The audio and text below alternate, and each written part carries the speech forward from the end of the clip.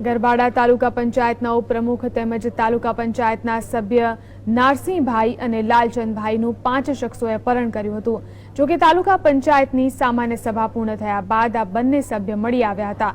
દાહોદ જિલ્લા સ્થિત ગરબાડા તાલુકા પંચાયતની ચૂંટણી પૂર્ણ થયા બાદ બહુમતી સાથે કોંગ્રેસે સત્તાનું સુકાન સંભાળી લીધું હતું।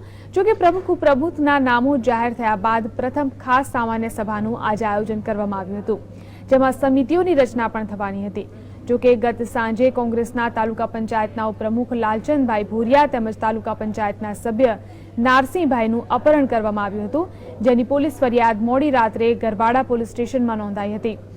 અપહરણ કરનારમાં એક તો ભાજપના ચૂંટાઈ આવેલા તાલુકા પંચાયત સભ્ય કમલેશ માવી તેમજ અન્ય 4 શખ્સો વિરુદ્ધ અપહરણનો ગુનો નોંધવામાં આવ્યો હતો। હાલમાં એક પણ અપહરણકાર ઝડપાયો નથી, ત્યારે પોલીસે અપહૃત થયેલા બંને સભ્યોની પૂછપરછ શરૂ કરી છે। નરસિંહ સુરસિંહ તથા લાલચંદભાઈ જે કોંગ્રેસના ઉપપ્રમુખ અને નરસિંહભાઈ જે તાલુકા પંચાયતના સભ્ય છે ગરબાડા, તેઓના અપહરણની અહીંયા ફરિયાદ નોંધાવેલી હતી, જેના અનુસંધાને અત્રે બંને ભોગ બનનારને અમે સફળતાપૂર્વક પાછા લાવવામાં સફળ થયા છીએ અત્યારે, અને તેઓ અત્યારે હાલમાં અમારી સુરક્ષિત છે, અને બાકી આગળની કાર્યવાહી